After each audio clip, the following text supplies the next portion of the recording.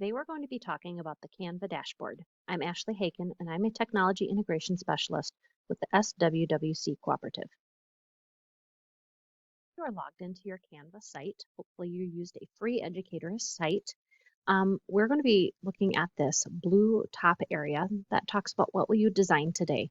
There's a lot of options that are available to us in Canva in the free account. The first button you'll see is the For You tab. And this is kind of things that it might recommend based on things you have searched or projects you have started. We can see my recent designs and things I have worked on are all kind of saved here. The next option is Docs, where you can write like a Word document, and then you can also make that into a presentation deck. There are a lot of templates available that you can start with if you would choose. The next option is the whiteboard. This would be a great one if you're building like a class and you want people to collaborate together. Again, there are a lot of templates available. There are presentations that you or students can make. One nice thing about this, the templates come in a variety of aspect ratios. So you can have the 16:9, they're more talking. If it's meant for a mobile device, you can set it up for that as well.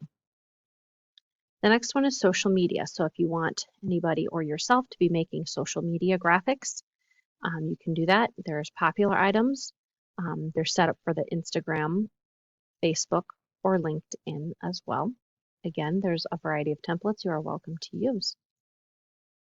The next one is videos, where you can create videos using 4 popular social media platforms such as Facebook, Instagram, TikTok, YouTube.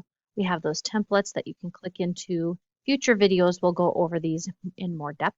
There's print products, so this is kind of more of your swag style things if you're thinking of it. Could be marketing, maybe they're gifts, stationery if you want to make custom stationery, clothing, cards, and invites. There are also templates available for websites if you're building a website.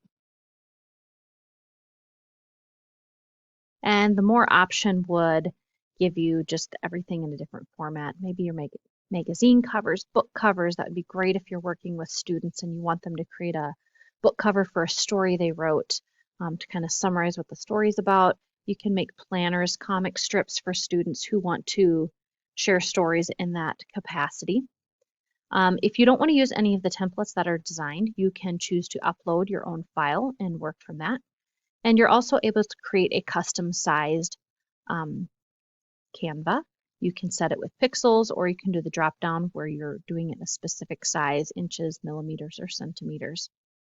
Hopefully that gives you a brief overview of what this dashboard is all about. Like I said, future videos will cover more in depth on how to use some of these specific features. Taking time to watch this video on Canva today.